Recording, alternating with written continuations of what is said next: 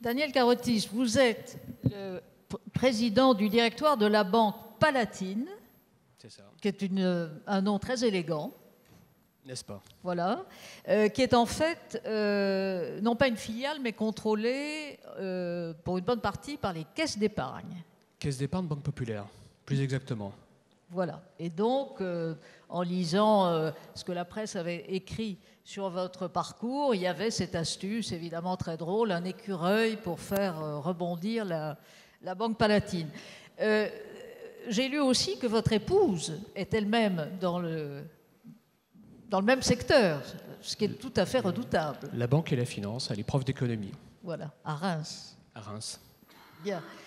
Ce qui est intéressant dans votre démarche, d'abord elle est courageuse, parce que oser dire aujourd'hui que les banques sont là pour aider l'entreprise, c'est aller à l'encontre d'un certain nombre d'idées reçues et même d'expériences vécues. Pour autant, ce qui vous intéresse spécifiquement, c'est le développement des entreprises de taille intermédiaire. Expliquez-nous cela. Je vais vous expliquer. Alors, c'est vrai que déjà, c'est difficile d'intervenir parce que j'ai quand même un double handicap. Être banquier et passer après Xavier Fontanet, c'est quand même un double handicap qui n'était pas forcément hyper évident. Mais je vais essayer d'être complémentaire par rapport à ce que vous disiez, parce que je pense qu'en France, en réalité, il ne faut pas opposer les grandes entreprises et les entreprises de taille intermédiaire. Je pense qu'effectivement, aujourd'hui, quand on regarde objectivement la France est la 5e puissance économique mondiale. C'est vrai que souvent on se complaint en disant que la France est en déclin, mais la France peut s'appuyer dans des grandes entreprises. Mais je pense qu'aujourd'hui, avec la mondialisation croissante à laquelle nous sommes confrontés, je pense que le modèle français assis sur les grandes entreprises n'est pas suffisant. Parce qu'on le voit bien, vous avez raison, nous avons des leaders mondiaux quasiment dans tous les secteurs d'activité. Mais quand vous regardez aujourd'hui, sur les 10 dernières années, quand vous voyez l'émergence des Chinois, des Brésiliens, des Russes, des Mexicains, on voit bien que dans tous les secteurs d'activité, demain, ça sera difficile. Oui, dans le BTP, vous avez 3 entreprises françaises dans les 10 premières. Je suis intimement persuadé que sur les 10 prochaines années, vous aurez 3 ou 4 Chinois. C'est vrai aussi pour l'automobile, c'est vrai pour les autres secteurs d'activité. Donc pour moi, le sujet central, c'est de savoir dans quelle mesure la France, si elle a l'ambition de faire toujours partie des 5 ou des 10 premières puissances économiques mondiales, donc le sujet, c'est de savoir sur quoi peut-elle s'appuyer. Et je pense en réalité qu'on a un double objectif. Il faut effectivement que nous ayons cette capacité collective à préserver ces leaders mondiaux que je viens d'évoquer, mais il faut aussi, en parallèle, que nous ayons une capacité individuelle et collective à faire émerger des entreprises de taille intermédiaire. Alors vous savez, les entreprises de taille intermédiaire, on peut en donner une définition relativement large. Ce sont des entreprises dont le chiffre d'affaires peut aller de 25 millions d'euros même à 2 ou 3 milliards. C'est la force de l'Allemagne, c'est la force du Royaume-Uni, c'est même la force de l'Italie. Et alors qu'aujourd'hui en France, quand on regarde cette segmentation, vous en avez à peu près entre 4 500 et 5 000. En Allemagne, vous en avez 15 000. Au Royaume-Uni, vous en avez 14 000. En Italie, vous en avez 11 000. Et on voit bien vraiment aujourd'hui que c'est le handicap, pour moi, c'est le handicap industriel numéro 1 pour notre pays. Et c'est, je pense, ce type d'entreprise qui nous permettra en réalité d'avoir un niveau de croissance plus élevé, parce qu'on voit bien que le sujet pour la France aujourd'hui, c'est la croissance économique, parce qu'au-delà de la croissance économique, c'est le chômage, c'est la création d'emplois. C'est pour ça qu'il faut donner un vrai coup d'accélérateur sur ce type d'entreprise. Mais en quoi réside l'audace d'une banque, enfin d'un banquier, dans ce genre de démarche? C'est votre métier, après tout. Déjà, c'est notre métier. 2, ça démontre quand même que des banques sont capables d'accompagner l'entreprise, parce que n'ai-je entendu depuis 4 ans? Je ne dis pas d'ailleurs que toutes les critiques étaient infondées, mais je pense aussi qu'il faut toujours se méfier des amalgames.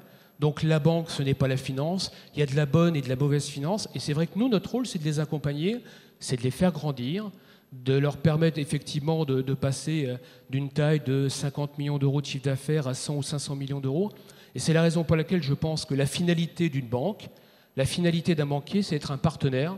Et il faut qu'on retrouve peut-être, nous collectivement, ce qui faisait la singularité, la richesse de notre métier banquier il y a 20 ou 25 ans. Peut-être l'avons-nous oublié sur les 15 dernières années, parce que je crois effectivement que la finance a certainement eu un rôle trop important dans les établissements bancaires. Et je pense qu'aujourd'hui, il faut qu'on aide les entreprises à grandir, parce qu'il n'y a pas d'économie sans entreprise, mais il n'y a pas aussi de grandes entreprises sans établissements bancaires.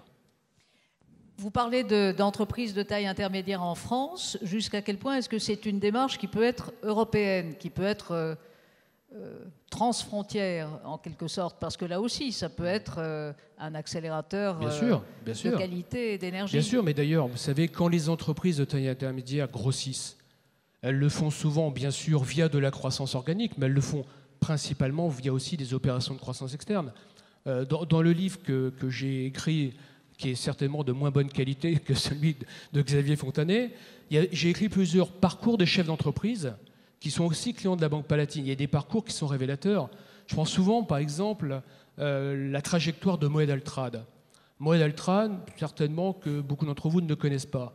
C'est le numéro 1 aujourd'hui mondial, par exemple, des échafaudages. Il a créé son entreprise en 1985.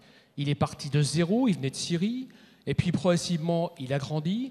Et son entreprise aujourd'hui, vous voyez, 25 ans plus tard, elle fait quoi? Elle fait 650 millions d'euros de chiffre d'affaires.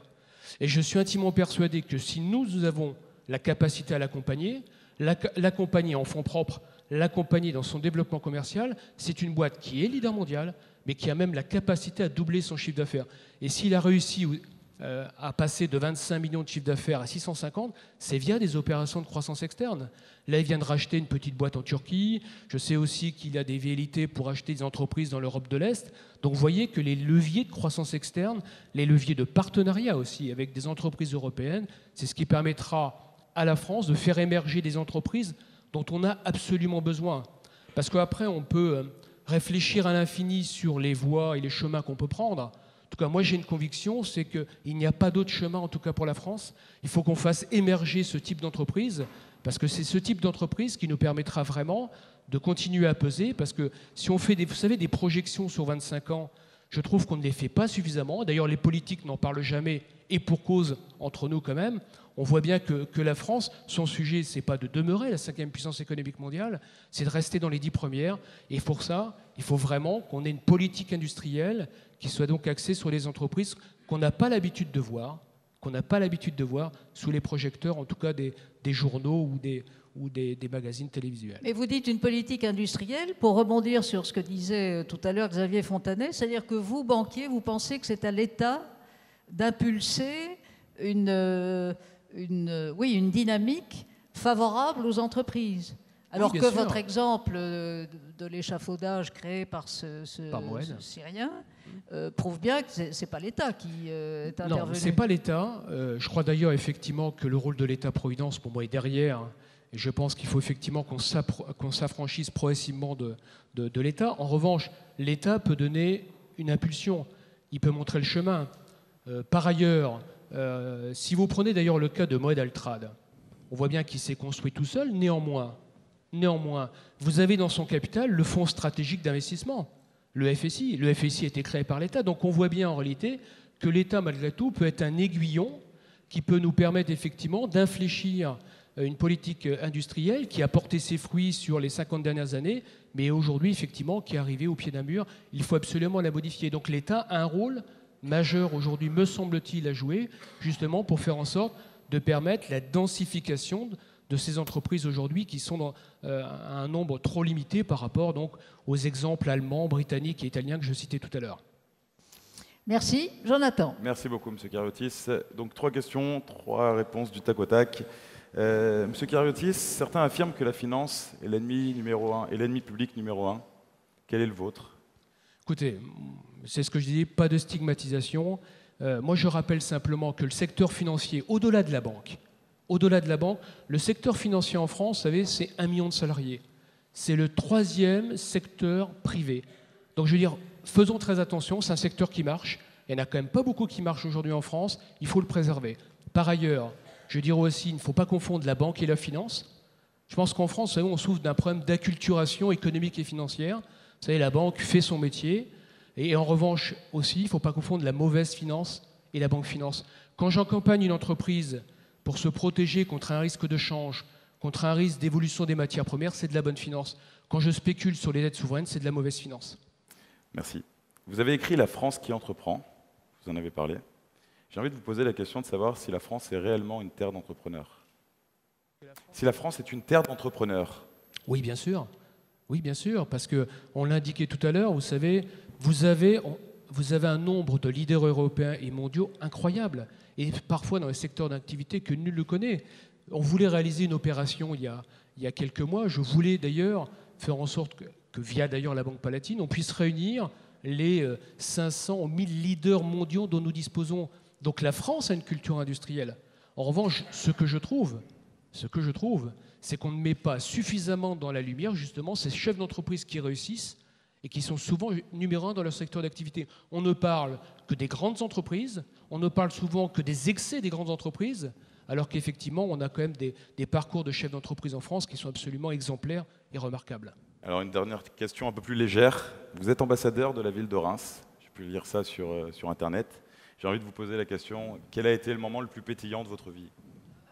Le moment le plus pétillant... Ça, c'est dur, je sais. C'est une sacrée Je ne trouvais pas d'autres jeux de mots avec champagne. Bah, écoutez, je vais vous dire, le moment le plus pétillant, ça a peut-être été en 2006, parce qu'en 2006, je suis ami avec le président du Stade de Reims. Entre parenthèses, j'espère d'ailleurs que le Stade de Reims va remonter en L1 cette année. Ils sont 2e au classement derrière Bastia. Et il m'a proposé un jour, ils avaient été invités par le Real Madrid. Imaginez le Stade de Reims, qui est entre la Nationale, je regarde Mazin, entre la Nationale et L2, invité par le Real Madrid, parce que vous savez, en réalité, qu'il y a une 50aine d'années, Reims était une grande équipe européenne avec le Real Madrid, et ils avaient inauguré le stade Di Stefano.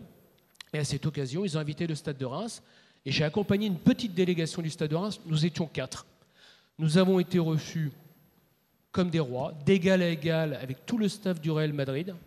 Et le moment le plus émouvant pour moi, c'est quand le président du stade est venu me chercher. Il me dit, écoute, viens, on va aller dans les vestiaires du Real Madrid, parce qu'il y avait un match amical entre le Stade de Reims et l'équipe première du Real Madrid. Donc c'était quelques mois avant la Coupe du Monde. On s'est retrouvés dans le vestiaire avec Ronaldo, avec Beckham, avec Zidane. J'ai d'ailleurs moi-même des photos, vous voyez.